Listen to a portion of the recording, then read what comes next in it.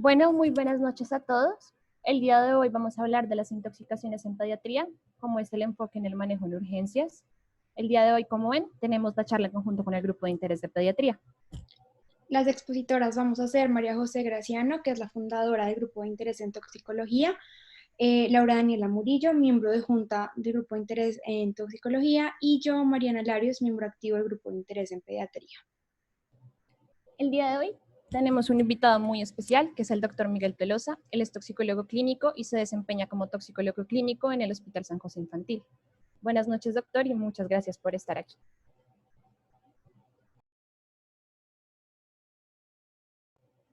Para comenzar, entonces, nuestras referencias, principalmente algunos artículos y libros de toxicología, algunos libros de pediatría, el libro de PALS, algunos artículos sobre las intoxicaciones en pediatría, y también nos basamos en una charla que hubo hace poco acerca del abordaje de urgencias en el niño intoxicado, dictada por la doctora María Cristina Barbosa. En el contenido, inicialmente vamos a ver una breve introducción acerca del tema, posteriormente vamos a ver los cambios farmacocinéticos y farmacodinámicos de importancia en la población pediátrica, que los hace más o menos susceptibles a ciertas intoxicaciones. Luego vamos a hablar de la epidemiología, de las causas y la prevención de las mismas. Posteriormente vamos a abordar el manejo general, el ABCD. Luego vamos a hablar asuntos muy puntuales acerca de la intoxicación por acetaminofén y productos de limpieza. Y finalmente vamos a tocar un poco el tema del maltrato y unas conclusiones con lo importante que se lleven para la casa. Para comenzar, es importante dividir a la población pediátrica en pequeños grupos dependiendo de la edad para abordar las intoxicaciones. Los niños entre los 0 y los 5 años suelen presentar intoxicaciones más que todo tipo accidental.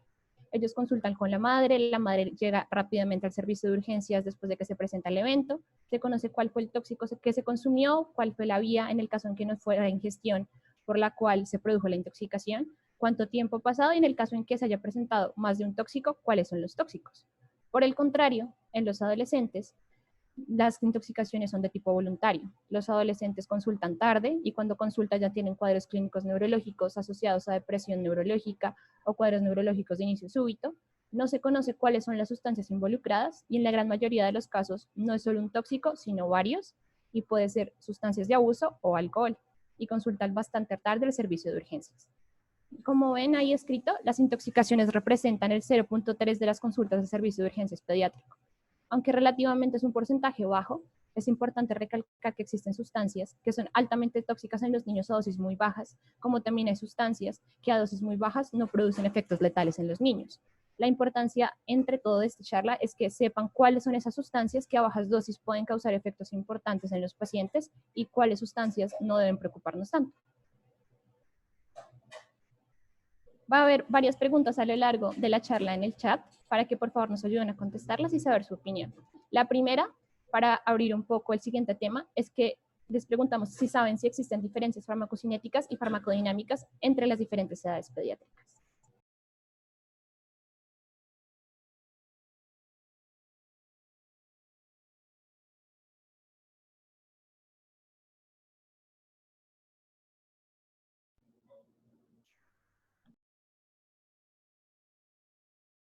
¿Listo? La gran mayoría dice que sí, entonces pues, continuemos. Listo, muy bien. Efectivamente, sí, los cambios farmacocinéticos y farmacodinámicos de en la edad pediátrica sí cambian y por esto es importante tenerlos en cuenta y cambian de acuerdo a la edad pediátrica que esté presentando el menor. Estos van a tener una influencia importante dentro de la dosis, la concentración y el efecto terapéutico que va a tener un medicamento. También es importante resaltar los conceptos claves de la farmacocinética, que es lo que el cuerpo le hace al fármaco, y la farmacodinamia, que es lo que el fármaco le hace al cuerpo.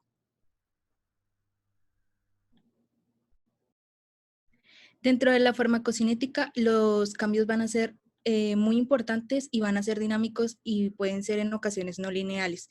Dentro de la absorción va a depender en gran medida de la vía de administración que sea proporcionado el fármaco. En la población pediátrica, la vía de administración más frecuente usada es la vía oral, por lo que cambios en el pH gástrico intraluminar, el vaciamiento gástrico y cambios en la flora intestinal bacteriana van a determinar un fármaco. Aquí En las edades pediátricas menores tipo neonatos o lactantes, todos estos van a estarse disminuidos, lentos o en menor proporción, por lo que la velocidad de la absorción va a ser más lenta en estas edades y va a requerir un mayor tiempo para alcanzar los niveles plasmáticos del fármaco. En la distribución tenemos que los cambios fisiológicos de compartimientos van a ser dependientes de la edad.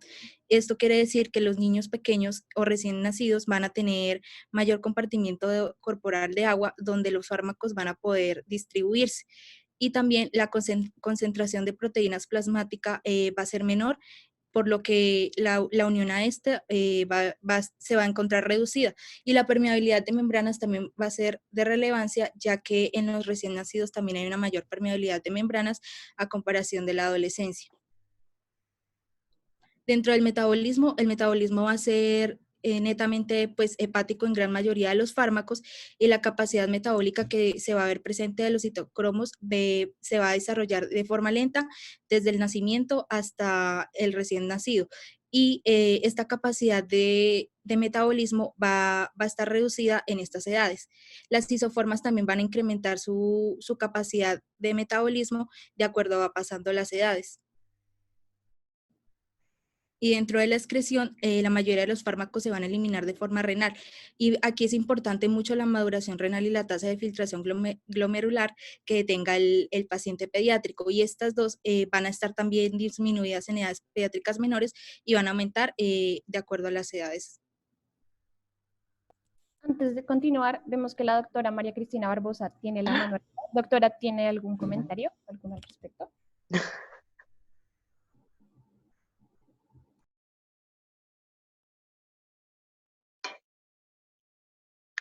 No, qué pena, se me levantó la manito del chat, gracias. Ok, doctora, gracias. Dentro de los cambios farmacodinámicos en la pediatría, también va a variar según las edades, como ya les he venido comentando, y esto va a depender de la expresión de receptores. También los receptores van a estar menor expresados en edades pediátricas menores y se van a ir expresando en mayor proporción a mayor edad. Lo que va a poder interpretarse en que puede haber mayor reacciones adversas al medicamento en edades pediátricas menores. Entonces ahora vamos a hablar un poquito de la epidemiología. Digamos que es importante que entendamos, como ya nos había mencionado anteriormente María José, que debemos dividirlo en, digamos, las edades. Entonces en menores de 5 años va a haber una prevalencia del 50% en intoxicaciones, y estas van a ser principalmente accidentales. Como son principalmente accidentales, la mortalidad es un poco más baja, es de 1.8, pero sigue siendo una mortalidad alta para estas edades. En cambio, los menores de 20 años, que vienen siendo los adolescentes, tenemos una prevalencia más alta, de 60%, y la mortalidad también es más alta. ¿Por qué sucede que la mortalidad sea más alta? Porque estos adolescentes usualmente están buscando algún tipo de hacerse alguna autolesión, ya sea llegar al suicidio o sencillamente lastimarse. Entonces muchas veces por eso llegan a la muerte, y los niños menores de 5 años no, porque estos son usualmente accidentales. Nos vamos a enfocar principalmente en los niños menores de 5 años, y es por eso que dice que el más del 90% sucede en el hogar. Y eso representa también los accidentes. Entonces suelen ser los accidentes de los papás que dejaron los productos de limpieza mal ubicados, y el niño, como está en la edad explorativa, fue y lo probó y se intoxicó. El 16% llegan a urgencias, lo cual es un número importante, porque debemos saberlo nosotros como médicos generales. Debemos saber atender a un paciente pediátrico e intoxicado, porque realmente es muy probable que nos llegue a urgencias un paciente en estos estados.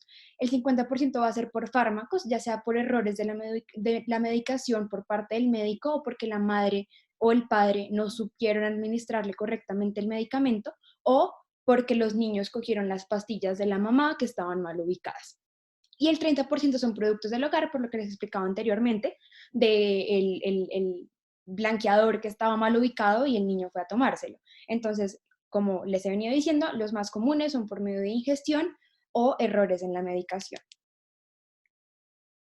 Para hablar un poquito más de Colombia, entonces pues a nivel Colombia, en cualquier edad, el 21% de las intoxicaciones se dan por medicamentos, lo cual nos incumbe mucho porque debemos aprender a hacer bien nuestras fórmulas médicas y debemos asegurarnos que nuestros pacientes y acompañantes realmente entiendan qué es lo que les estamos formulando y cómo debe ser la administración de estos medicamentos. El 21,6% es de 15 a 19 años y el 10% es menores de 10 años. Entonces aquí vemos que en nuestro país es mucho menos común en menores de 5 años que en los adolescentes, pero igual al ser 10%, como se los mencioné anteriormente, es muy probable que nos encontremos en nuestra práctica clínica con un paciente pediátrico intoxicado. Entonces debemos tenerlo muy en cuenta. Y esta es una tablita del Instituto Nacional de Salud, que es el perfil epidemiológico en las intoxicaciones, están en todas las edades, pero nos vamos a enfocar entre los menores de 1 año hasta los de 15 a 19 años. Entonces, como podemos observar, son mucho más comunes y más prevalentes las intoxicaciones por medicamentos en la mayoría de edad, y en los adolescentes empieza también a aumentar la prevalencia en las sustancias psicoactivas. La prevalencia más alta en todos es el de solventes, el de otras, qué pena, pero el de otras es el más alto realmente porque son las que, digamos, no se pueden clasificar, entonces pues no valdría la pena hablar de esas. Y actualmente en Colombia debemos tener mucho cuidado con el metanol porque solo al inicio del 2020 ya teníamos 24 casos por intoxicaciones de metanol en todas las edades. Entonces debemos estar actualizados y pues actualmente el metanol está siendo una gran causa de intoxicaciones en nuestro país. Entonces, esta es otra preguntita. ¿Ustedes creen que una pastilla o sorbo puede matar?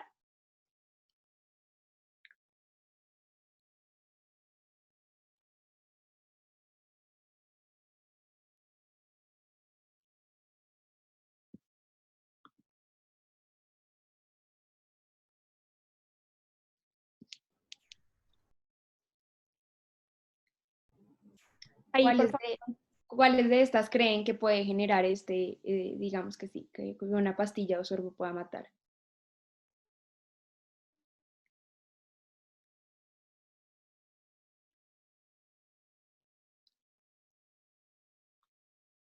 Entonces, bueno, pues digamos que sí, efectivamente, los opioides sí son uno de los medicamentos que con un pequeño sorbo pueden generar la muerte. Estos son los agentes más fatales que tenemos. Tenemos dos agentes hipoglucemiantes, los opioides, el alcohol, antidepresivos, teofilina, barbitúricos, cocaína, hierro y sustancias cáusticas. Entonces, ¿por qué es importante este One Pill Can Kill o One Pill Kills o bueno, los diferentes nombres que tienen? O One Sip Can Kills también está, porque son medicamentos que aunque no son las intoxicaciones más comunes, no son los que nuestros pacientes pediátricos más vamos a encontrar en cuanto a prevalencia, sí son las más graves, porque son las que con una dosis muy bajita nos pueden estar generando la muerte o una situación fatal para nuestro paciente. Entonces, por ejemplo, para los opioides, solo por ejemplo con la codeína, con 10 miligramos de codeína por kilo, podemos generar un accidente fatal a nuestro paciente. O, por ejemplo, con los antidepresivos tricíclicos, solo con 15 miligramos por kilos, vamos a generar la muerte. Con los antimaláricos, solo 20 miligramos por kilos. Entonces, si se dan cuenta, por ejemplo, los antimaláricos, la dosis más alta es de 500 y nosotros solo con 20 podemos estar generando el fallecimiento de nuestros niños. Entonces, por eso es muy importante que lo tengamos en cuenta. Ahí está una lista de las que tenemos que tener muy, muy en cuenta, que son los bloqueadores de calcio, los antidepresivos tricíclicos, las cloroquinas, los opiáceos, sulfinolurias, los betabloqueadores, la tefilina y las anfetaminas. Entonces es muy importante que cuando vayamos a dosificar esos medicamentos tengamos en cuenta y le expliquemos a los papás de nuestros pacientes la manera adecuada de administrarlo y si los papás consumen eso, también enseñarles que los deben mantener alejados de los niños. Y es por eso que la prevención es tan importante. Digamos, yo sé que apenas está empezando la charla, pero quiero que se vayan con esto es súper importante. Nosotros como médicos generales debemos implementar la prevención, debemos promover la prevención, porque nosotros realmente lo que queremos es que haya cada vez menos niños intoxicados. Nosotros no queremos tratarlos, sino evitar que estos lleguen al hospital. Entonces es por esto que debemos tener un acompañamiento en cuanto a la salud mental, tanto de los pacientes como de los niños, asegurarnos que de los papás como de los niños, perdón, debemos asegurarnos que los padres no tengan ningún tipo de trastorno que pueda poner en peligro los niños. Debemos tener atención y cuidado de los niños en el hogar, es decir, asegurarnos que no haya negligencia, asegurarnos que nuestros niños tengan un hogar sano en donde no les vaya, digamos, tengan algún tipo de probabilidad de daño. Debe haber un adecuado almacenamiento y disposición de los medicamentos en las casas, por lo que les mencionaba anteriormente. Muchas veces las intoxicaciones se dan porque los niños cogieron el medicamento de la mamá y no sabían y tomaron todas las pastillas y pues se intoxicó, o en cambio por las sustancias químicas. Entonces también debemos saber almacenarlas y aparte conocer los riesgos, porque muchas veces compramos las sustancias químicas sin saber los riesgos de estas. Entonces también es importante promover este conocimiento. Debemos identificar y reportar adecuadamente los casos. Esto incluye presentar los casos a las autoridades, porque muchas veces estos casos se pueden presentar por algún tipo de negligencias o por problemas en la casa de los padres. Entonces debemos aprender a presentar los casos a las autoridades. Y también debemos promover un uso racional de las sustancias químicas, por eso mismo que les mencionaba anteriormente. Entonces no solo es conocer el riesgo, sino también saber si esta sustancia tiene un gran riesgo, pues es mejor usarla menos si tengo alguna población que se puede intoxicar fácilmente en el hogar. Y clara está la farmacovigilancia y la educación tanto a los padres como al personal médico para recetar bien los medicamentos, para que las personas que compren las sustancias químicas estén conscientes de lo que estén comprando, y es nuestra responsabilidad como médicos promover esta prevención. Listo. Ya para entrar un poco en el manejo general de las intoxicaciones, vamos a hablar en 4 pasos específicos. Inicialmente, la evaluación primaria, lo que es el ABCDE.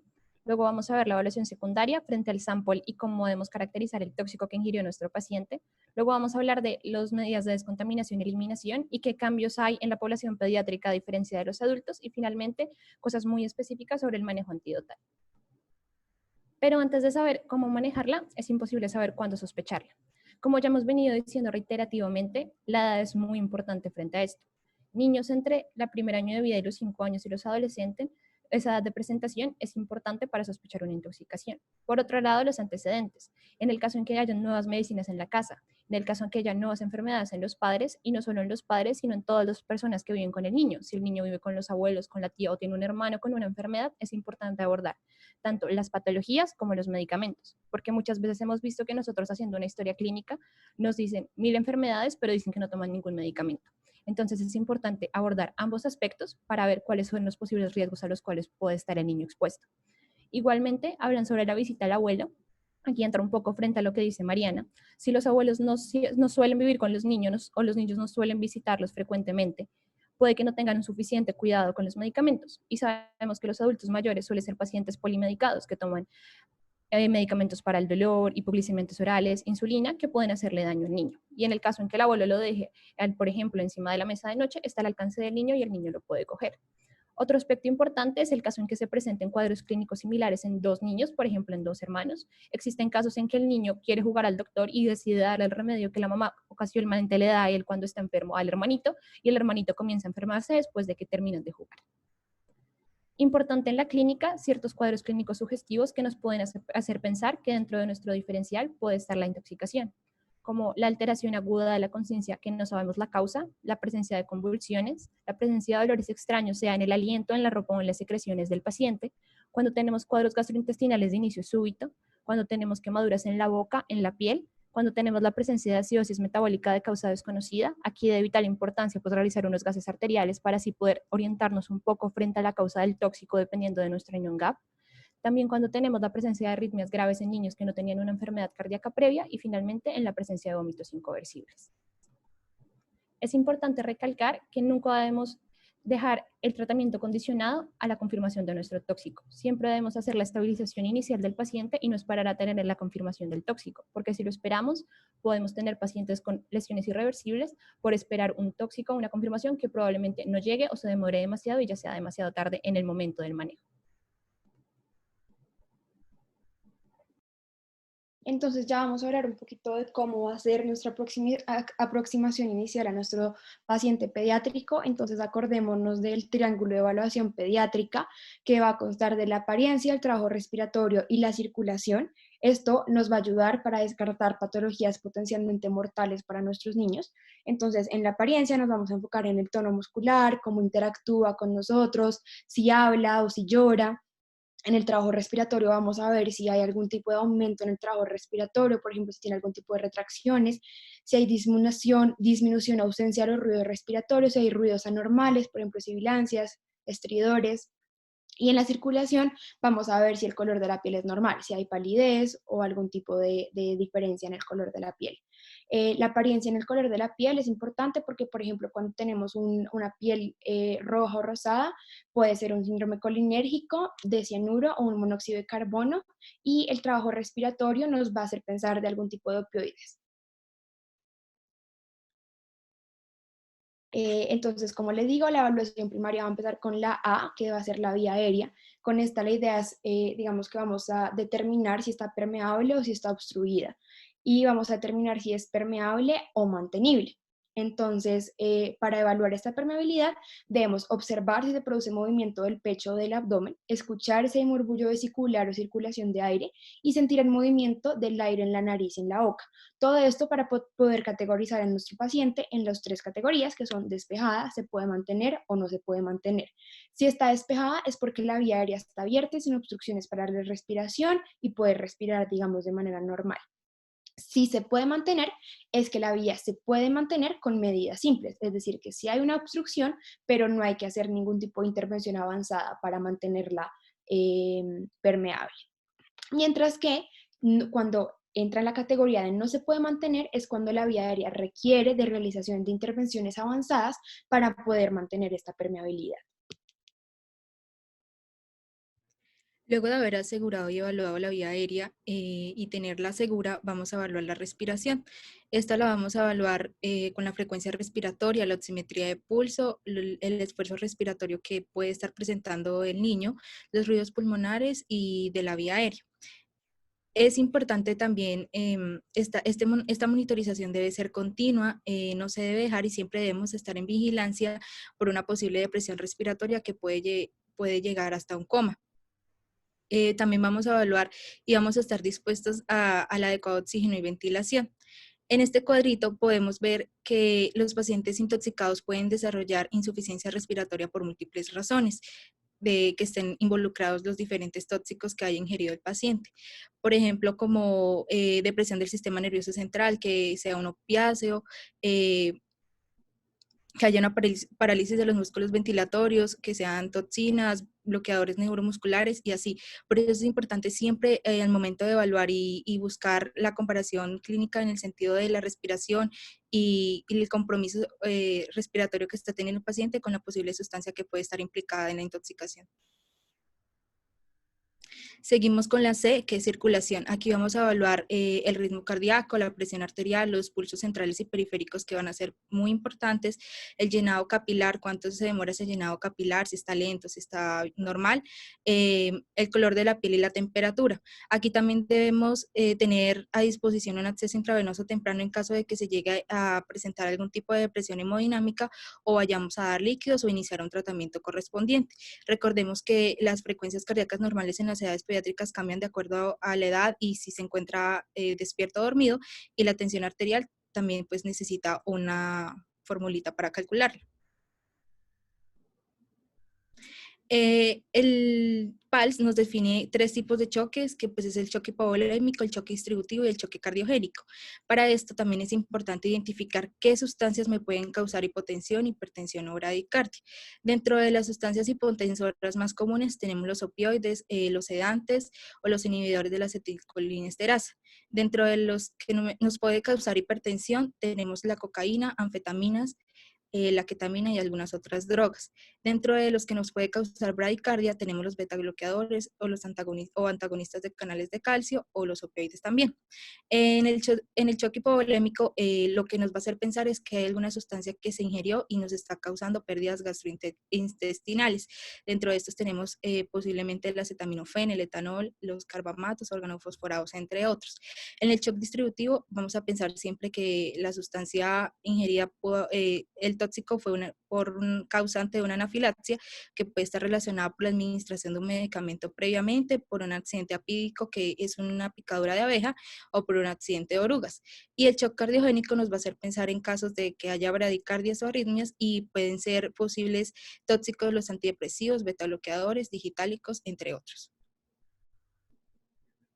Listo, entonces una vez tenemos asegurado la vía aérea, ya tenemos controlada la circulación y todos esos aspectos, vamos a valorar el sistema nervioso central. Para valorar el sistema nervioso central vamos a mirar 3 aspectos principales. Inicialmente el nivel de conciencia, luego vamos a ver la reactividad y tamaño pupilar y finalmente la actividad motora. Para empezar por el nivel de conciencia, en la imagen que ven ahí está la escala de coma de Glasgow. Recuerden que tiene un puntaje máximo de 15 y uno mínimo de 3. Va a valorar la apertura ocular, verbal y motora. Y esto nos va a determinar nuestro paciente cómo está frente a su nivel de conciencia. Hay 3 opciones, que tengamos un paciente alerta y que realmente tenga un Glasgow conservado, aproximadamente, por ejemplo, 14 o 15, pero esto no nos va a descartar que realmente nuestro paciente pueda estar cursando con una intoxicación. Por ejemplo, en la acetaminofén en su primera fase, el paciente puede llegar a presentarse asintomático. Por el contrario, entonces tenemos los otros 2 escenarios. El paciente que está somnoliento con estupor y coma, que lo primero que debemos hacer es solicitarle una glucometría para descartar que no esté hipoglicémico y que ese sea el causa de la depresión de la conciencia.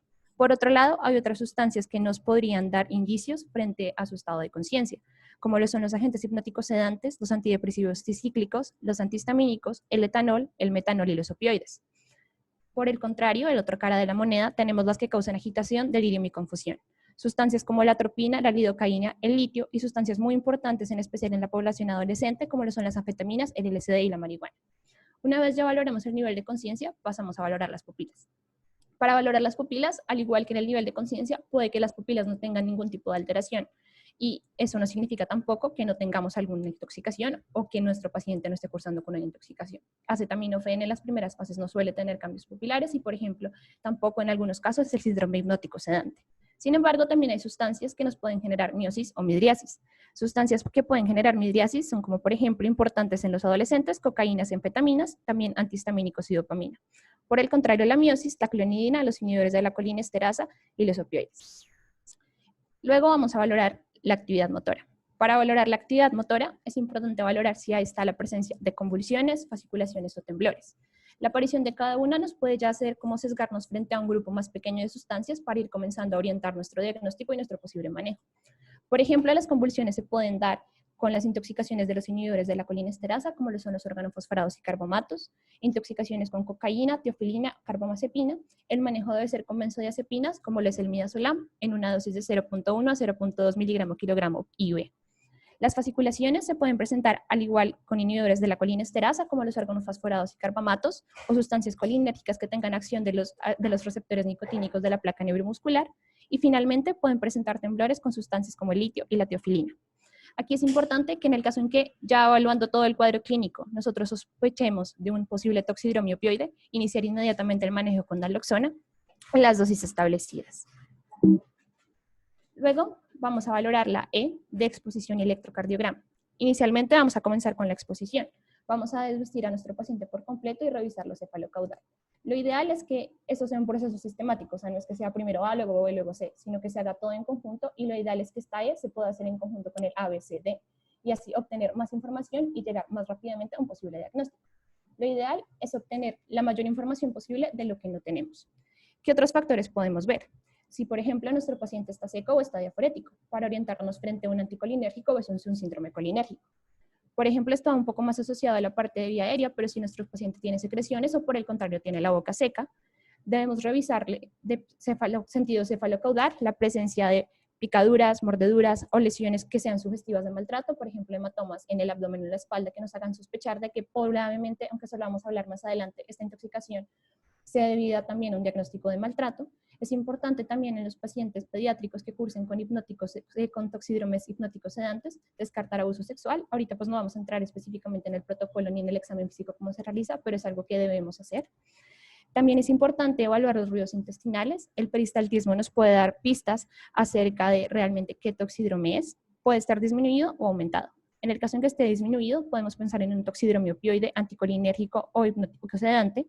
Y en el caso en que esté aumentado, nos orientamos más a un colinérgico, serotoninérgico o abstinencia por opioides. Por otro lado, tenemos el electrocardiograma. En el electrocardiograma podemos tener varios cambios. Como ven, el ensanchamiento del QRS, la prolongación del PR, QT largo y QT corto, cada uno causado por determinadas sustancias. Y esto nos puede orientar un poco más hacia el manejo específico o ya orientarnos más a qué tipo de sustancias podemos presentar. Por ejemplo, en el ensanchamiento del QRS tenemos los bloqueadores de los canales de sodio. En la prolongación del PR tenemos sustancias como los betabloqueadores, los bloqueadores de canales de calcio y los inhibidores de la colinesterasa. En el QT corto tenemos, por ejemplo, la intoxicación por digitales. Y finalmente en el QT largo tenemos sustancias como los inhibidores de la colinesterasa, la amiodarona, los macrólidos, las quinolonas, el haloperidol y la metadona. Ahora otra pregunta, ¿cuál de las siguientes variables no se encuentran dentro del sample?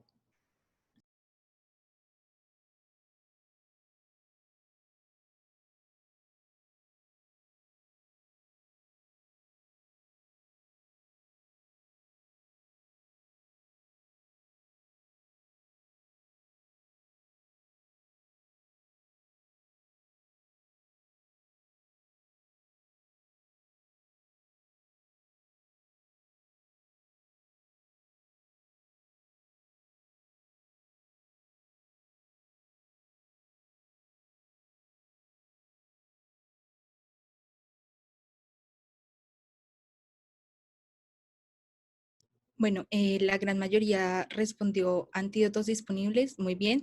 En el sample, que es la evaluación secundaria, está compuesta por los signos y los síntomas, que esto nos influye en qué pasó, qué lo trajo al hospital.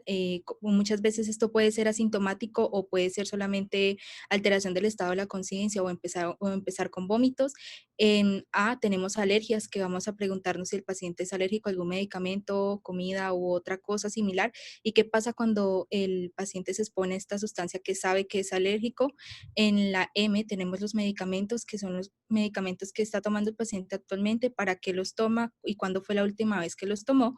En P tenemos las patologías, todas las enfermedades que tenga el paciente como antecedentes médicos y que hayan estado presentes antes del inicio de estos síntomas que lo hicieron consultar. Dentro de la L tenemos los líquidos y la última comida, qué fue lo que comió y cuándo fue. Y en la E tenemos los eventos asociados, que son los acontecimientos que condujeron a que esto pasó, como cosas que, no sé, consumió algo o está muy claro, pues va a servirnos de ayuda. Aquí ya es importante entrar en la identificación del tóxico. Nos vamos a preguntar qué tóxico pudo haber ingerido, si hay medicamentos presentes en casa, se encontraron abiertos, vieron al niño consumiendo este medicamento. Es importante aquí si podemos conseguir el envase o la presentación de este medicamento, tenerlo a la mano. La vía de exposición, si fue por ingestión, inhalación o solamente fue contacto con piel y mucosas o ocular. ¿Hace cuánto fue? ¿Hace cuánto pues ingirió cuánto, en qué cantidad fue? Vamos aquí a sospechar siempre si no conocemos, si no tenemos claridad de cuánto fue la ingestión del tóxico, vamos a asumir que fue la cantidad máxima ingerida. En los síntomas, otros síntomas acompañantes, pero como les decía, muchas veces son asintomáticos, y en el tratamiento, si se ha dado tratamiento previamente antes de acudir al servicio de urgencias, enfermedades de base, si el paciente tiene enfermedades, toma para esas enfermedades. Aquí en esta tablita nos resume todos los toxidromes clínicos que hay. Recordemos que ya hemos tenido charlas pasadas de estos, pero nunca debemos dejarlos aislados ni olvidarlos en la valoración de intoxicaciones pediátricas. Estos van a estar apoyados dentro de la valoración inicial, como ya nos mencionaba María José, y en el examen físico que hayamos realizado al paciente. Y esto pues nos van a orientar también mucho al agente implicado y las conductas que debemos tomar rápidamente. Dentro de los paraclínicos cabe mencionar que no son de rutina y no siempre están indicados, ya que el interrogatorio clínico y la aproximación inicial que le hemos hecho al paciente es nuestro gol estándar al momento de guiar una intoxicación y qué tóxico se encuentra implicado. Solamente pues nos van a ayudar un poco a definir la gravedad de la intoxicación y van a estar indicados si el tóxico es de origen desconocido, no claro, y hay pérdida del estado de la conciencia. Cada uno de estos en su indicación debe ser individualizado y pues se debe pedir glicemia, gases venosos, hemograma, función hepática, función renal, electrocardiograma, tóxicos en orina y nivel de paracetamol, ya que el paracetamol o acetaminofén es una intoxicación muy frecuente en los niños y en los adolescentes cuando hacen intento autolítico. Y la prueba de embarazo en todo adolescente que se encuentre en edad reproductiva y o haya iniciado su vida sexual activa. Listo. Ahora para hablar de los métodos de descontaminación, pues va a depender de cuál fue la vía. Inicialmente vamos a hablar un poco de la descontaminación cutánea y ocular. Para ello, frente a la descontaminación cutánea, vamos a desvestir por completo al paciente y vamos a lavarlo con agua por las axilas, debajo de los pliegues, debajo de las uñas, en el cuero cabelludo y en los genitales. Frente a la descontaminación ocular, lo ideal es hacer el lavado con solución salina o lactato de Ringer, que son soluciones isotónicas, con el fin de neutralizar el pH ocular y eliminar por completo el xenobiótico. Factores importantes aquí, en el caso en que haya lesión adicional secundaria al tóxico en el globo ocular, se debe remitir a oftalmología. Ahora vamos a hablar específicamente de la descontaminación gastrointestinal. Para ello hay una pregunta. La pregunta es, ¿el lavado gástrico es un proceso que se debe hacer de rutina? Respondan sí o no en la pregunta.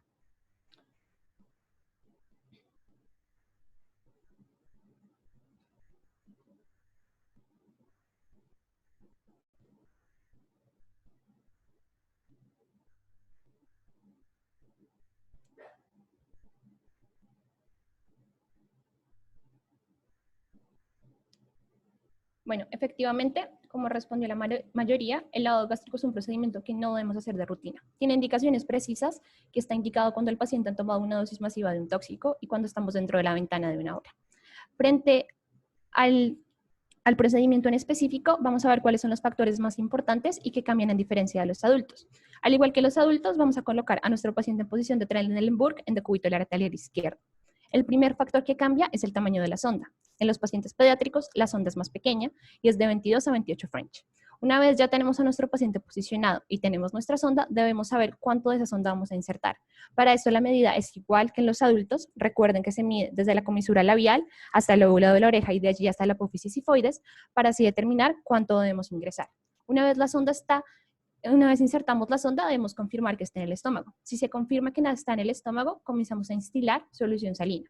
¿Qué es importante de la solución salina? Que debe estar a 37 grados centígrados para evitar el riesgo de hipotermia.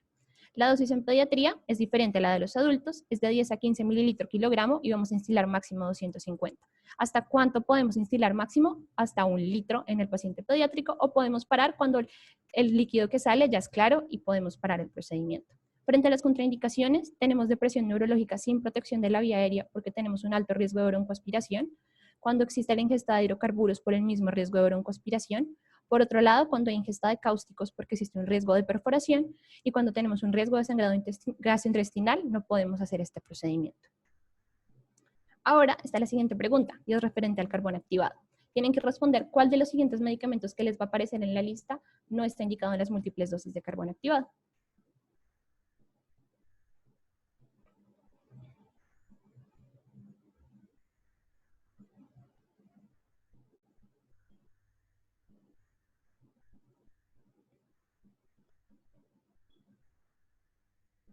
Efectivamente, como respondió la mayoría, el acetaminofén. Entonces, para hablar de carbón activado, es importante recordar que es uno de los mejores procedimientos actualmente utilizados para la descontaminación del tubo digestivo. Sus indicaciones es la ingesta de sustancias a altas dosis y un paciente que está dentro de la primera a 90 minutos después de la ingestión del tóxico. La dosis va a depender si vamos a dar una única dosis o vamos a dar dosis repetidas. Si vamos a dar una única dosis, damos una única dosis de 1 miligramo kilogramo, y en el caso de dosis repetida, en medicamentos como la quinidina, la teofilina, la dapsona, la carbamazepina, el feronobarbital y el talio, damos dosis ya de 0.5 miligramos por kilo cada 6 a 8 horas por 24 horas. Como todo procedimiento, está contraindicado en ciertos aspectos, como en la ingesta de hidrocarburos o cáusticos, y también en el caso en que no tengamos protección de la vía aérea, en el caso de un paciente con depresión del estado de conciencia. En la tabla que está en la esquina superior derecha tienen diversas sustancias que son pobremente absorbidas por el carbón activado, ya que por sus propiedades específicas, como lo son el etanol, el etilenglicol, los hidrocarburos, el hierro, el litio y el potasio. En este caso se prefieren hacer otro procedimiento que ya vamos a ver en vez de administrar carbón activado. ¿Cómo vamos a administrar el carbón activado a nuestro paciente? En el caso en que nuestro paciente no requiera sonda, porque es un paciente que está alerta, tolera la vía oral, no le vamos a pasar sonda únicamente por evitarnos el problema de que el niño se tome la sustancia. Si el niño tolera vía oral, vamos a dar el carbón activado vía oral. Podemos mezclarlo con agua, solución salina o bebidas oscuras. Pero lo importante es que guardemos la proporción. Por cada gramo de carbón activado, 4 cc de la solución. ¿Qué otro factor es importante y hacen mucho énfasis los artículos? Que lo ideal es que si la mamá tiene el vaso favorito de la niña, que es rosado con pepitas, o el plato favorito del niño, siempre se les intente dar en esos lugares, en vez de pasarle un vaso, por ejemplo, de plástico, donde se va a ver toda la solución. Lugares donde no sea tan visible y sea más ameno para el niño, para que se lo tome vía oral y no sea necesario en el caso recurrir a pasarle una sonda. Para el lado intestinal, en el lado intestinal vamos a pasar una solución osmótica para generar una red acuosa y así generar una disminución en la absorción del tóxico porque se va a arrastrar el mismo. La dosis va a ser de 10 a 15 mililitros kilogramo hora de una solución electrolítica de sulfato de sodio polietilenglicol. Las indicaciones son las sustancias no absorbibles por carbón activado, que es esa tabla que les mostré previamente, donde está el etanol, los hidrocarburos, el litio, entre otros. Y cuando tenemos fármacos de liberación retardada. Como todo procedimiento, tiene complicaciones. Puede presentar dolor abdominal, náuseas, emesis, enrojecimiento facial y dolor anal. Contraindicaciones como la obstrucción intestinal, la hemorragia de vías digestivas y cuando tenemos un compromiso respiratorio e inestabilidad hemodinámica. Ahora para hablar de las medidas de eliminación, principalmente de dos, de la alcalinización de la orina y de la hemodiálisis. Frente a la hemodiálisis es importante que sepan que las sustancias dializables por excelencia son el alcohol, el litio, los salicilatos y la teofilina. Y para que sean así dializables por excelencia tienen que cumplir algunas características. Estas deben ser hidrosolubles, tener un peso molecular menor a 5.000 Daltons, una baja unión a proteínas plasmáticas, un bajo volumen de distribución. Por el otro lado, la alcalinización de la orina va a estar indicada en la intoxicación por salicilatos, metrotexato y fenobarbital. ¿Cuál va a ser nuestro objetivo en esta alcalinización? Tener un pH urinario alrededor de 7.5 a 8. Como ven, dentro de las reacciones adversas está la alcalosis metabólica. Por esa razón, la guía recomienda monitorizar el pH sérico alrededor de cada 30 minutos para evitar que este aumente más de 7.5. Entre otras reacciones adversas tenemos la hipernatremia y la hipocalemia. ¿Y qué vamos a hacer en la alcalinización? Inicialmente vamos a administrar bicarbonato de sodio en infusión rápida de 1 a 2.000 equivalentes kilogramo de peso y posterior a esto vamos a dejar una infusión de mantenimiento de 100.000 equivalentes en 1.000 mililitros de dextrosa en agua destilada al 5%. Aquí les dejamos la tabla frente al manejo específico. No vamos a entrar en detalle porque esto nos tomaría bastante tiempo y hace poco hubo una charla de la doctora María Cristina Barbosa donde habló de los principales. Se las dejamos para que la conozcan, para que sepan que ciertos medicamentos y sustancias tienen antídotos específicos para su manejo y para que pues sepan sus indicaciones. Ahora, para hablar un poco de la intoxicación por acetaminofén, aspectos muy puntuales porque está programada una charla específica acerca de este tema, tienen que saber que es uno de los medicamentos más utilizados en pediatría porque tiene un muy buen efecto analgésico y antipirético. Su mecanismo principal de acción es la inhibición de la COX-1 y de la COX-2, aunque también se ha demostrado que tiene acción a nivel de las vías serotoninérgicas. La dosis terapéutica en pediatría va de 10 a 15 miligramos kilogramo y la dosis máxima va a depender del peso del niño. Si tenemos niños menores de 10 kilos, le vamos a dar una dosis máxima terapéutica de 30 miligramos día, y por el contrario, mayores de 10 kilogramos va a ser de 60 miligramos kilogramo día. ¿Qué es lo importante y por qué esta intoxicación es tan común? Es un medicamento muy utilizado en pediatría, debería tener un control y los médicos deberíamos ser más conscientes frente a su formulación. Acetaminofén tiene múltiples presentaciones. Los jarabes vienen desde concentraciones de 150 en 5 mililitros a 500 en 5 mililitros. Adicional, como saben, el Dolex 0 más, el Dolex 2 más, el Dolex 7 más, cada uno tiene una concentración diferente. Cada uno tiene diferentes concentraciones por cada mililitro y las tabletas, por ejemplo, vienen diferentes. Lo importante aquí es que los médicos deben ser conscientes en qué presentación están formulando y decirle a la mamá qué presentación es la que están formulando. Por ejemplo, hay gente que puede decir que si el niño se le enferma, hace poco se le enfermó un niño que tiene 7 años y le daba el Dolex 7 más, y ahorita se le enfermó un niño de 2 años, ¿por qué no darle el mismo jarabe? Entonces es muy importante ahí lo que Mariana hablaba frente a la educación y evitar estos tipos de errores, enseñándole a la madre el porqué de las cosas y así que ella entienda la razón por la cual debe dar cierta presentación y ser muy claros en la presentación que debe darle al niño. La dosis tóxica varía entre de menores de 2 años y los mayores de 5 años, es de 150 miligramos kilogramo, y entre los 2 y los 5 años es de 200 miligramos kilogramo. Frente al metabolismo y a la toxicocinética, frente a la toxicocinética es importante que sepan que tiene una buena absorción bioral el acetaminofén, que a dosis terapéuticas el pico de absorción máximo es de 30 a 60 minutos, pero en los jarabes cambia y su pico de absorción máximo va alrededor de 20 minutos. Cuando le damos una dosis tóxica a nuestro paciente, dependiendo pues ya como vimos de su edad, puede llegar al pico de absorción máximo a las 4 horas y por eso en los laboratorios vamos a ver que los niveles se piden después de las 4 horas post ingestión y finalmente tiene una alta excreción renal. ¿Qué es lo que pasa en el metabolismo? Inicialmente el acetaminofén se metaboliza por reacciones de fase 1 y reacciones de fase 2. Normalmente se metaboliza más por conjugación y generando metabolitos inactivos que no son tóxicos para el hígado. Pero cuando tenemos una dosis tóxica, estas vías se saturan y aumenta la vida del citocromo P450.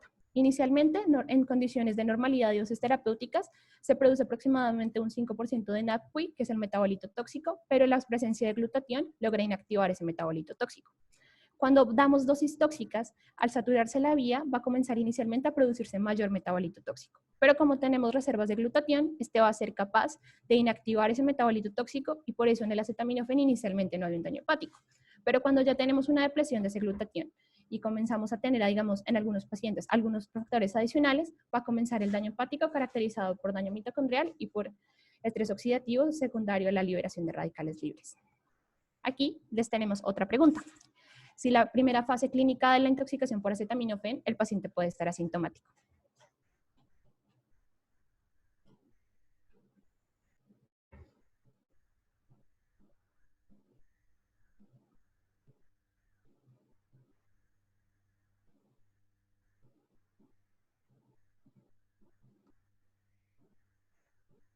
Si quieren pueden comentar por el chat.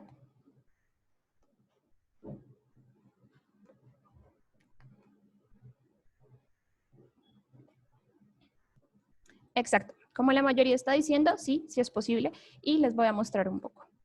Entonces, perdón. Bueno, ya salió la...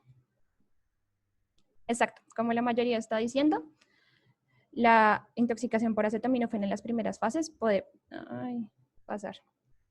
Se me pasó, perdón, un segundo. Ya. Entonces, la clínica consta de 4 fases, pero no implica que nuestro paciente empiece en fase 1, siga en fase 2, siga en fase 3 como un libro y la sintomatología se vaya desarrollando así. Un paciente que está en fase 1 puede pasar a fase 3 inmediatamente. Como les decía en la pregunta, inicialmente en la fase 1 nuestro paciente puede estar asintomático, que son las primeras 24 horas, o puede tener hallazgos inespecíficos, como la presencia de náuseas, vómito, anorexia, epigastralgia, diaforesis y malestar general. En la fase 2, que comprende la fase de las 24 a las 72 horas, el paciente ya va a comenzar a desarrollar signos clínicos de falla hepática, pero no van a ser manifestadas a nivel de los laboratorios. El paciente normalmente suele resolver el cuadro clínico anterior y llegar a presentar dolor en el hipocondrio derecho. Y ya pueden llegar a haber alteraciones a nivel del aumento de la protombina y alteraciones de pruebas de perfil hepático, pero no tan significativas como ya a las 72 a las 96 horas, que es la fase 3. En la fase 3 ya vamos a tener manifestaciones clínicas y laboratorio de necrosis hepática. Nuestro paciente va a tener ictericia franca, acidosis metabólica, incremento de las transaminasas y la bilirrubina, y es importante que puede volver a llegar a presentar el cuadro clínico inicial. Importante, como saben, los niños son muy propensos a la deshidratación, en especial los neonatos. En el caso en que tengan náuseas, vómito y pérdidas adicionales de líquidos, la reposición hídrica va a ser un pilar fundamental en el manejo. 25% de los pacientes desarrollan una falla hepática y secundario a esto, este 25% tiene un riesgo de desarrollar falla renal. En esta fase, si aparece hipoglicemia, lo vamos a considerar como un signo de mal pronóstico. Finalmente, si el paciente no desarrolla complicaciones asociadas a la fase 3, la fase 4, que va de los 4 días a las 6 semanas, ocurre una recuperación hepática completa sin evidencia de fibrosis. Hay factores que nos van a aumentar ese riesgo de hepatotoxicidad, especialmente en nuestros pacientes pediátricos. Como Laura lo mencionó al inicio, los neonatos y los lactantes por la inmadurez de sus vías metabólicas, cuando tengamos tratamiento con fármacos inductores del CYP 450, pacientes desnutridos con falla de Medro, anorexia, bulimia y alcoholismo, por la depresión de las reservas de glutatión, los hacen más susceptibles a presentar hepatotoxicidad, y pacientes que tengan manejo con medicamentos con lentes en el vaciado gástrico, patologías como la fibrosis quística y el SIDA.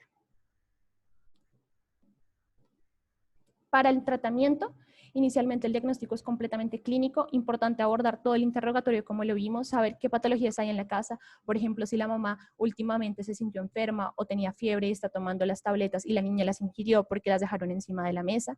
Siempre tener muy importante en cuenta la anamnesis y el examen físico, porque como ven en la fase 1 el paciente puede estar completamente asintomático y nosotros con una diarrea o un vómito podemos estar pensando más en una gastroenteritis que en una intoxicación por acetaminofén. Entonces es importante nunca dejarla de lado.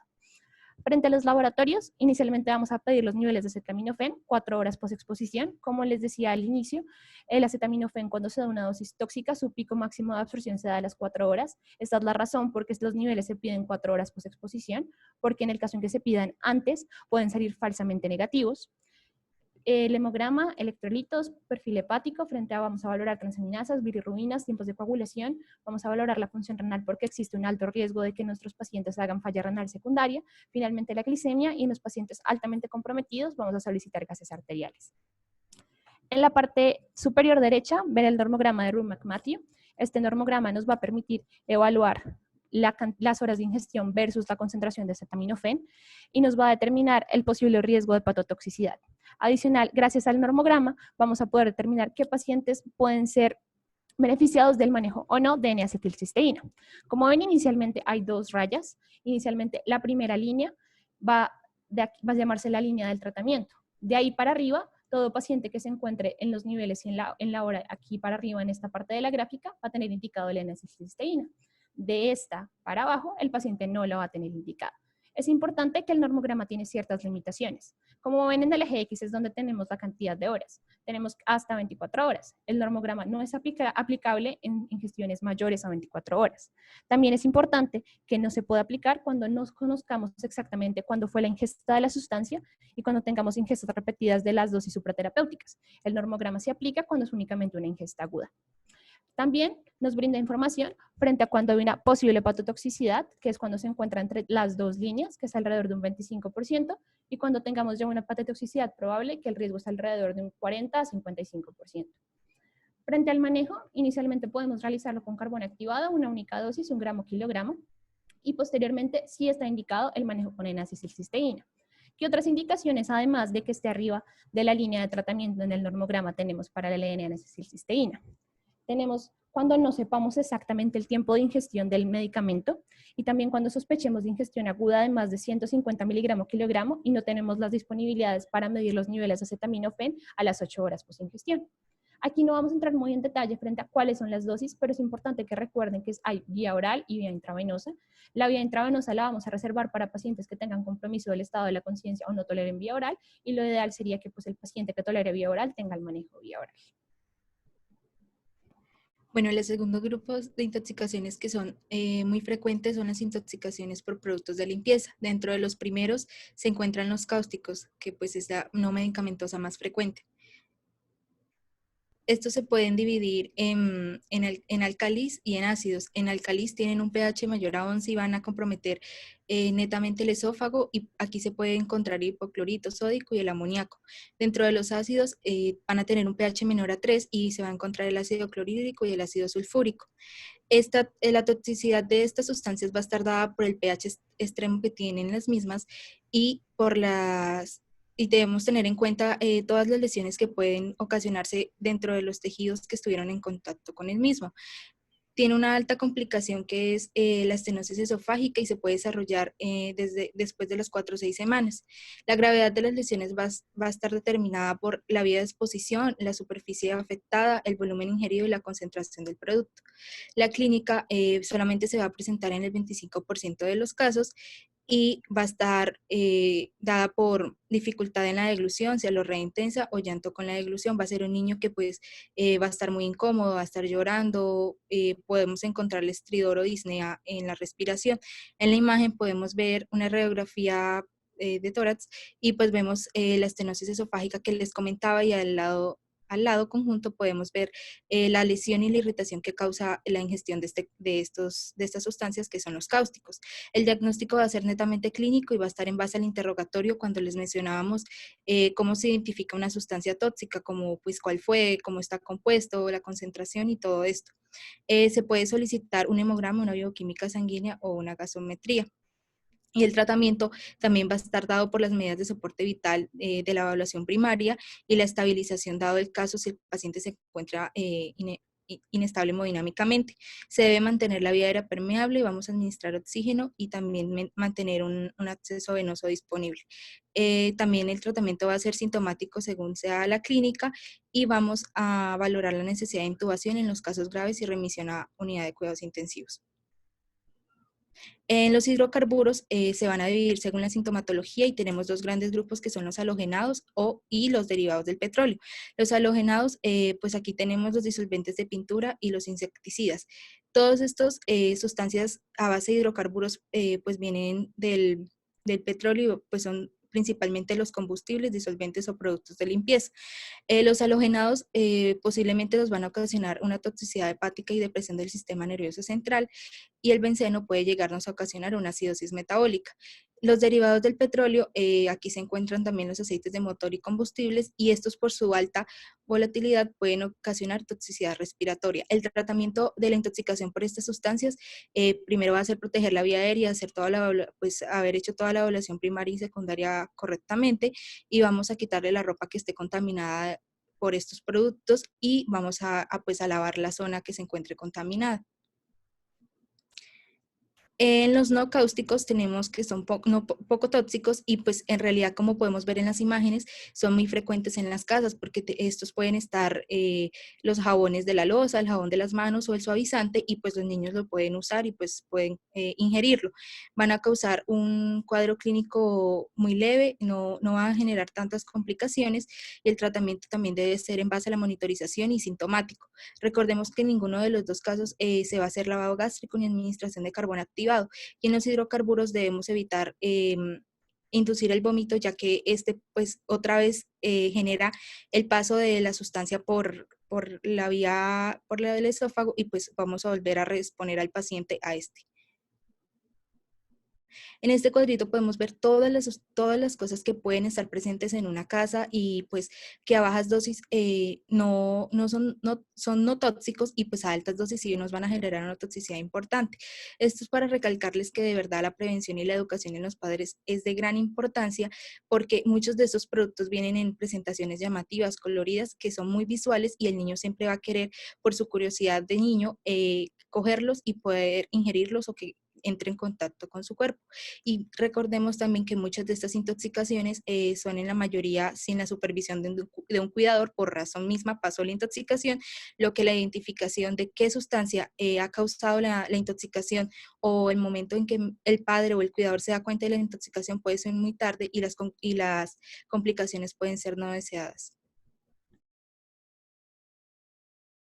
Y entonces ya de hablar después de hablar de las intoxicaciones, de las razones de las intoxicaciones más comunes, en cuanto a los medicamentos, los productos de aseo, también es importante que mencionemos la parte bueno, y en donde entra la familia y qué está pasando en la casa de estos niños. No estoy diciendo que todos los casos de intoxicaciones vayan a ser de maltrato, pero eso es importante que lo tengamos en cuenta, que nosotros como médicos generales, cuando llegue un paciente intoxicado a nuestra consulta, lo pensemos, se nos cruce por la cabeza, porque es mejor prevenir. Entonces, vamos a estar muy pendientes de estos factores de riesgo. ¿Cuáles son los factores de riesgo que vamos a ver en el niño? Vamos a tener a un niño de parto prematuro, a un niño de edad joven, algún tipo de nacimiento múltiple, gemelos, trillizos, o algún niño con una discapacidad crónica. En los padres nos vamos a encontrar con papás con abuso de sustancias, con daño cognitivo, los papás adolescentes, cuando hay violencia intrafamiliar, problemas en la salud mental, una falta de educación, expectativas poco realistas de los niños. En esto me refiero a estos papás que quieren que a los 3 años el niño ya sea genio, y si el niño no es genio, entonces algo pasa en la casa.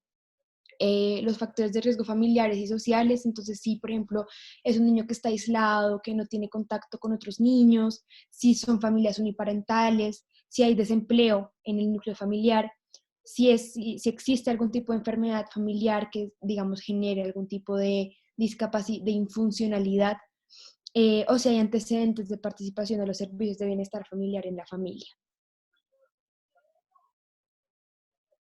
Y entonces vamos a hablar, digamos, de los que son más, de dos que nos incumben ahorita hablando de intoxicaciones. Entonces tenemos el síndrome de Munchausen por poderes, que es cuando uno de los padres, usualmente es la madre, pero no podemos decir que los padres no, es la verdad los dos, van a simular o provocar síntomas o signos en el niño con el objetivo de buscar asistencia médica y maniobras diagnósticas o terapéuticas costosas o de riesgo. Entonces, ese que está abajo es un caso aquí en Bogotá, en donde llega un niño con una hipoglicemia refractaria secundaria a insulina exógena. Y bueno, después de hacerle muchos exámenes y digamos una anamnesis muy clara y preguntarle y hablar con la familia, se encontró que esta administración exógena de insulina estaba siendo administrada por los padres, pues para generarle estos signos y síntomas al paciente, llegar al consultorio y que en el consultorio el doctor de algún modo como tuviera un impacto y les recomendara y después a la vuelta, a la siguiente consulta de control, entonces el doctor va a felicitar a estos padres. Entonces pasa, por favor. Entonces lo que vamos a encontrar en el síndrome de Munchausen por poderes es esto, que va, digamos que los papás lo que están buscando es empatía, llamar la atención, generar admiración, eso es lo que los papás quieren, ¿no? Como entonces llega el niño enfermo y ya después el niño ya está súper bien y entonces esa admiración del médico de felicitaciones, está cuidando muy bien a su hijo, es lo que buscan, pero antes de eso le generaron los signos y síntomas. Porque es importante porque es muy común en nuestro sistema de salud y va a generar gastos innecesarios. Entonces debemos prevenirlo, debemos estar pendientes de para pues evitar los gastos en nuestro sistema de salud. En cuanto a un poquito de porcentajes, el 0.6 y el 1.3% de los ingresos hospitalarios se están dando por esto. Entonces por eso es importante, digamos que no es lo más común, pero sí es común y sí genera un gasto en nuestro país, entonces debemos tenerlo en cuenta. Va a haber distintos patrones de conducta, no es fácil de diagnosticar, realmente no es fácil decir, miren, este papá tiene síndrome de Munchausen por poderes y le está generando un daño al hijo, pero digamos que sí es común encontrar un nivel intelectual alto y conocimiento minucioso sobre las prácticas médicas. Entonces, ¿qué vamos a encontrar? Que el paciente, que el papá ya sabe que al hijo toca hacerle A, B, C, D, E y ya sabe lo que va a hacer el médico y eso nos debe generar algún tipo de duda, de sospecha, sin decir que todos los casos lo sean.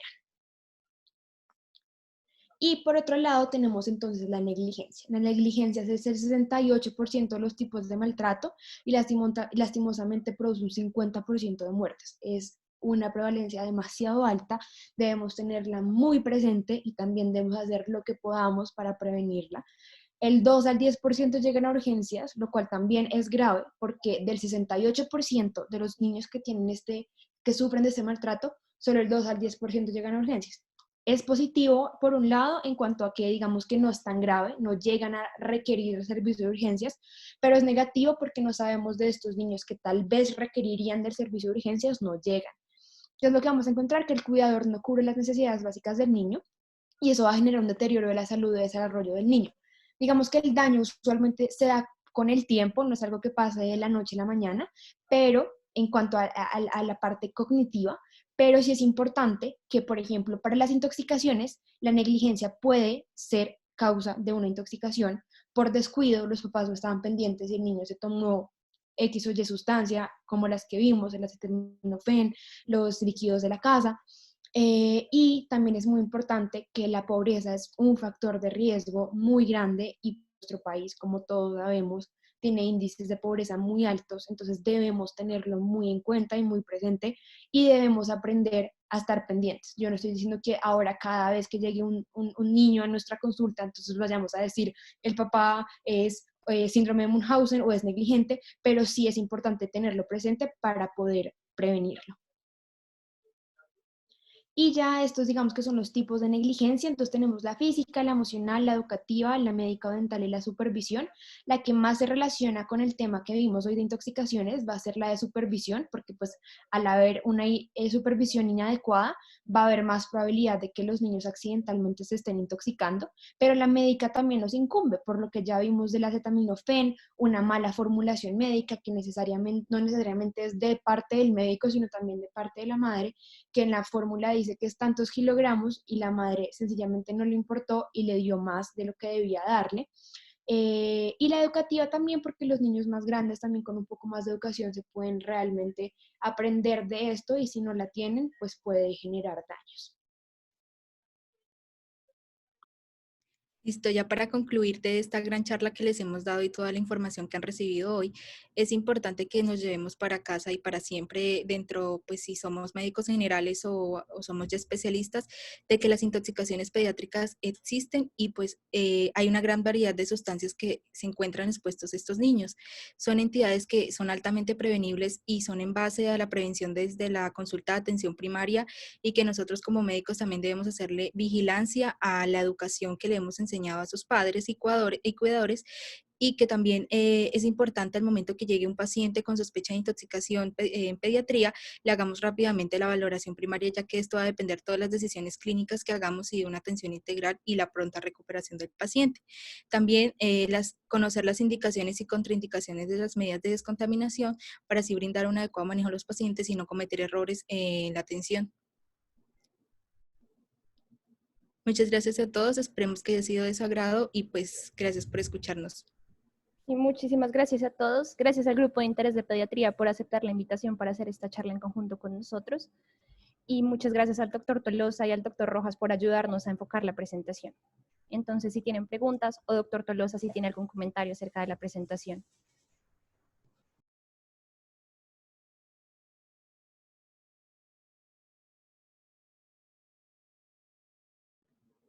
Doctor, tiene su micrófono apagado.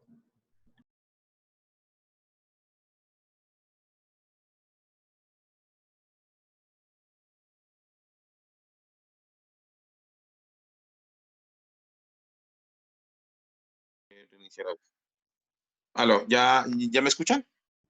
Sí, doctor. Sí, señor. Ya es que estaba bloqueado el micrófono. Bueno, pues primero felicitarlas. Antes que nada, vuelvo a pedir disculpas. Me confundí y en el calendario aparecía, era el enlace de Google Meet, por eso me demoró un poco en llegar, pero sí estuve en casi toda la charla y la charla fue muy bien enfocada, diapositivas claras, la mayoría de las diapositivas referenciadas. Creo que a nivel estructural la charla muy buena y felicitaciones por eso. Lo segundo, sí es pertinente hacer como unas aclaraciones al respecto de la intoxicación infantil. Es decir, uno siempre piensa en los medicamentos, siempre piensa en lo que nos comentaban de los medicamentos de los abuelos principalmente, que ellos tienen la costumbre de dejar sus medicamentos en el cajón o en pastilleros y los niños pues acceden fácilmente a eso.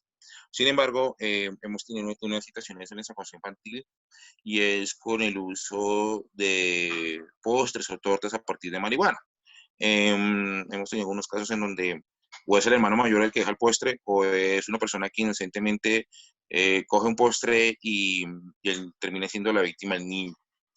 Otra de las situaciones de pediatría que hemos visto está dada principalmente por un mal envase. Digamos que el mal envase era muy claro como ustedes presentaban, pero sigue siendo un problema, y más aún en esta época de pandemia.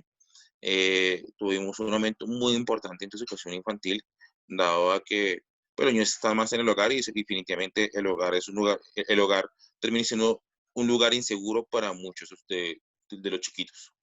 Lo otro es importante y quiero de pronto hacer la aclaración en el momento que hablaban de las medidas de descontaminación y sobre todo en la parte de manejo de líquidos. Siempre el manejo de líquidos es importante hacerlo con el pediatra. Obviamente, ahí hablaban de la infusión de bicarbonato, de diluir 100 mililitros de bicarbonato en 1000 mililitros de destroza en agua destilada, pero digamos que es un volumen un poco alto. sobre todo para la población. Entonces, la recomendación es, a mí en niños personalmente me gustan más los bolos por peso, teniendo en cuenta el peso de los niños. La otra recomendación es siempre trabajo social. El solo hecho de que los chicos tengan, haya sido un accidente y la cosa no, pues, digamos que haya sido totalmente no intencional, por la parte de trabajo social siempre tienen que estar pendientes de ellos porque muy seguramente detrás de eso hay otras situaciones que a veces no nos damos cuenta. Y lo último, el manejo de las ondas. Obviamente en el lavado gástrico la sonda es muy clara, la sonda, el tamaño de la sonda es muy claro, sin embargo, cuando los niños consumen jarabe, uno podría de pronto utilizar una sonda más pequeña de agua, pues que jarabe podría absorberse, sin embargo, pues la efectividad del lavado gástrico a veces deja muchas dudas y es una técnica que realmente está en desuso. Esos serían mis comentarios y felicitaciones. Muy buena charla. Muchísimas gracias, doctor. ¿Alguien más tiene alguna pregunta o comentario?